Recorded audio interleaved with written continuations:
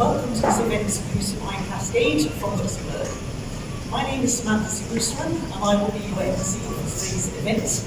We have a wonderful programme lined up for this afternoon, looking into the AML landscape in Mauritius and beyond.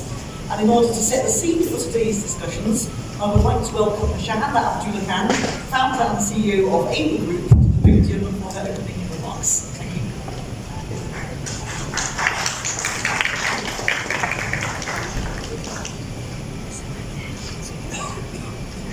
Honorable Sunil, Minister of Financial Services and Good Governance, distinguished guests, ladies and gentlemen. Good afternoon and welcome everyone to today's AML panel discussion and networking cocktail event. We are truly privileged to have Cascade from Luxembourg as our host. It's not every day that we get to say bonjour to our AML partners who've journeyed from the heart of Europe, swapping their famous Luxembourgish Mosel wine for our delightful Mauritius rum. Their presence today indeed adds a special European flair. It's an absolute honor to have all of you here with us this afternoon. I would like to formally welcome the Honorable Sunil Gadbola.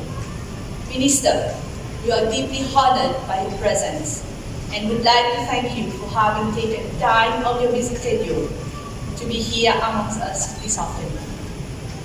Your leadership and the tireless efforts of your team towards ensuring proper adherence to AML CFT for Mauritius are truly commendable.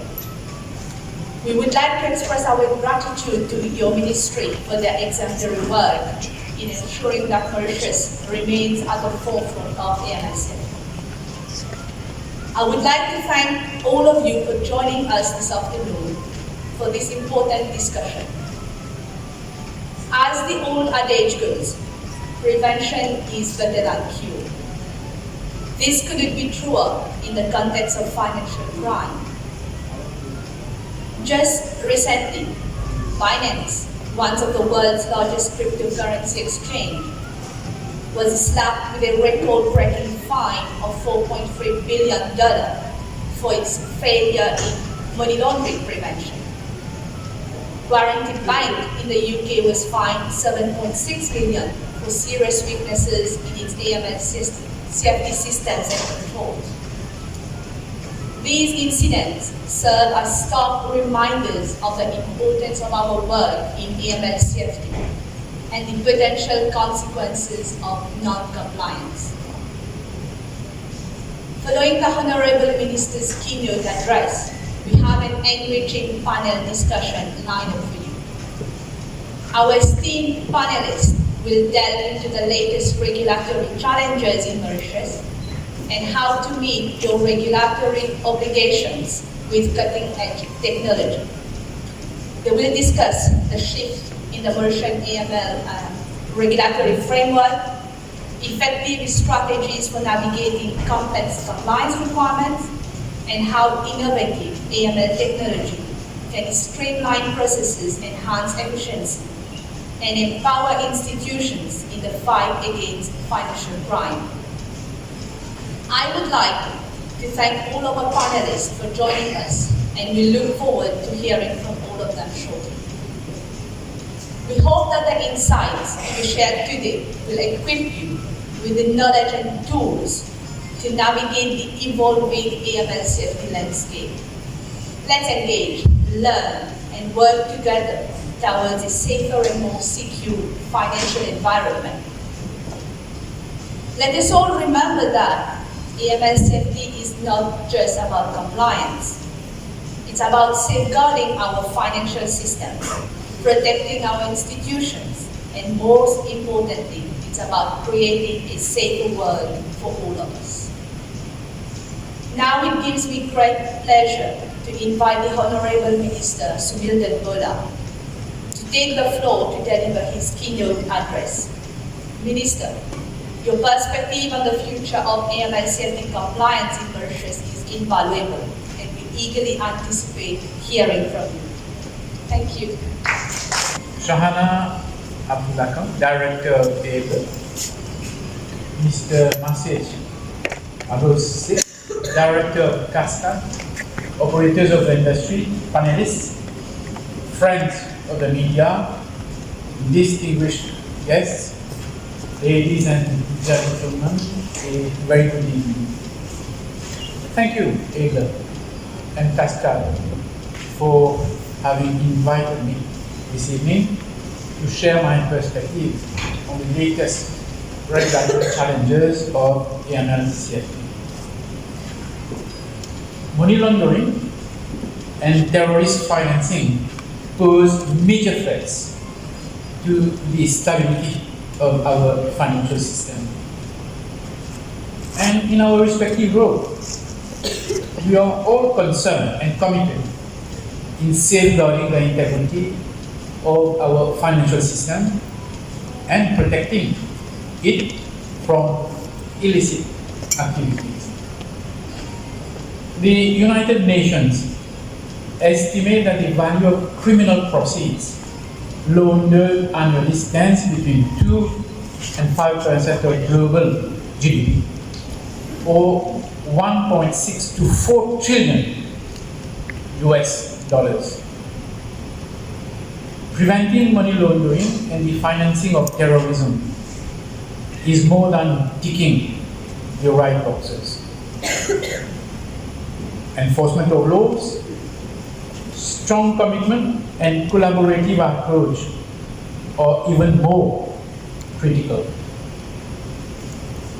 As with everything else, criminals keep evolving and find new ways to beat the system, while new threats and vulnerabilities keep surfacing. We need to continuously leverage the support of our local and international stakeholders, reinforce capacity building, and tap into new technologies. Every platform should be viewed as an opportunity to raise awareness, engage in meaningful discussions, and improve compliance. This is why I am very supportive of initiatives such as the organization of tonight's event to empower the industry. Knowledge is power, right? Ladies and gentlemen, I will walk you through some of the latest information regarding our AML-CFT framework. Mauritius has made significant strides in bolstering its AML-CFT framework anchored on international standards and best practices. As a result, Mauritius is presently compliant, or largely compliant, with all 40 FATF recommendations. Our recent delisting from the FATF equal list in record time, in which the private sector played a crucial role, also underscores our commitment to a robust AML, CFT, CPF framework. As financial crimes are evolving, the FATF is continuously providing countries with robust tools to protect the financial systems. At country level, the conduct of national risk assessments allows for the identification of areas more susceptible for MLPF activities. It also enables authorities to stay ahead of new and evolving MLPF methods, as well as the implementation of measures to mitigate identified risks. Ongoing training and education are essential to equip all stakeholders with the knowledge to recognize and address emerging risks. Various capacity building initiatives have been launched to foster the development of skills with AML-CFT agencies. These initiatives ensure that our professionals enhance their expertise and efficiently perform their duties. The private sector has also been onboarded in the outreach programs to ensure that operators are acquainted with the latest developments in this complex arena. In fact, the Technical Subcommittee on Legal and Regulatory Requirements regularly organizes joint outreach sessions for private sector stakeholders and training sessions for staff members of AML CFT regulators and supervisors. Looking ahead, the Ministry has a comprehensive roadmap to ensure continuous and sustainable progress in protecting our financial sector. The ongoing initiatives are as follows. Firstly, the introduction of an AML CFT CPF bill to amend various enactments and amongst others to meet international standards set by the Financial Action Task Force, FATF. This includes addressing any legislative gaps identified during risk assessment exercises. In fact, we are up to date working on this bill, and tomorrow I'm bringing this bill to the Council of Ministers for ratification. Secondly, the finalization of the National Risk Assessment exercise and the MLTF risk assessment of legal persons and legal arrangements. Thirdly, a mid-term independent assessment is underway to evaluate the technical compliance and effectiveness of our AML CFT CPF framework in line with FATF standards. This proactive review aims to identify deficiencies and implement corrective measures ahead of the next mutual evaluation exercise, which is due in 2027.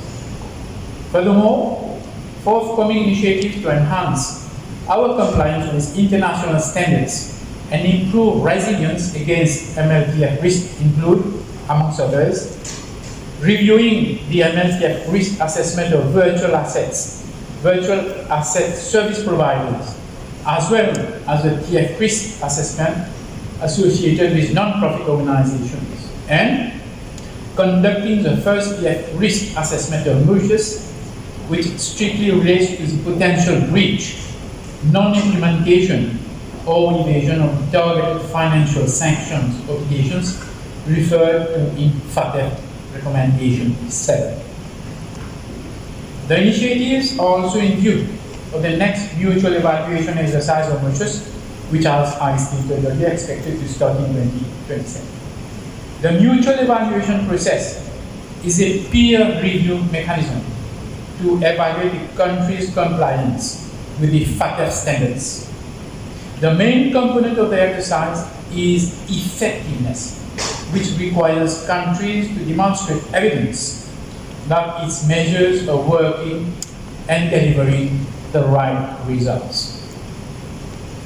The role and contribution of the private sector will again be imperative for the success of this exercise, especially in demonstrating that it has a clear understanding of the risks it faces and that it has taken mitigating measures. Ladies and gentlemen, at the FATF plenary happening this week in Singapore, several other key recommendations are subject to revisions. Hence, countries are expected to take the necessary actions to promote timely and effective implementation of these new standards. The focus of FATF has been and remains on two main areas: meeting technical compliance requirements and ensuring the effectiveness of the system. As a founding member of the Assembly, Mauritius has voluntarily subjected itself to the FATF-based peer reviews, taking into consideration the cross-border nature of our investments. Mauritius remains subject to the continuous scrutiny of adherence to international standards. It is not only about Mauritius, but the global financial system is also under scrutiny. If you look at the updated FATF release published in February 2024, it is concerning to see the number of countries that are being added to the list, mostly due to the low level of effectiveness of their AML CFP systems. It is no longer enough to have robust AML CFP framework on paper, meaning technical compliance is not enough. Undertaking a major reform of its AML CFP regime and sustaining those reforms involves significant financial resources, both from government and the private sector perspective. But this is a choice that we have made to maintain a clean and trusted jurisdiction. We have come a long way in addressing the recommended actions in the 2018 Mutual Evaluation Report. The latest achievement has been the legalization of virtual assets in Mauritius, with a robust legal framework meeting the international standards, including the FATF Travels rules. This led Mauritius to be the first country in Africa to be rated largely compliant on FATF Recommendation 15 relating to new technologies. For technological advancement contributing to the growth of the financial services sector, we need to demonstrate a high level of effectiveness of the system. This calls for sustainability of our processes to prevent the misuse of our financial system. We all agree this is not an easy task, and we cannot emphasize enough the importance of public-private partnerships in combating money laundering and terrorist financing. Adopting such a partnership approach will enable the sector players to overcome a culture of silo working. Ladies and gentlemen, the private sector is a trusted and an equal partner in our endeavor to fight illicit financial flows. I believe that dialogue between financial service providers and policymakers is very important when we look at the ML, TF, and PF risks. A well-regulated private sector plays a vital role in preventing proceeds of crime and funds in support of terrorism from entering the financial and other sectors. Embracing emerging technologies such as artificial intelligence and blockchain can bolster our detection capabilities and improve the efficiency of compliance processes. Moreover, I will never stop emphasizing our education and awareness as key pillars in our fight against financial crime. May this evening be the perfect opportunity to share insights, forge new partnerships, and explore innovative solutions. This is how we will be able to strengthen our collective ability to build a financial system that is safe, transparent, and resilient. Thank you very much for your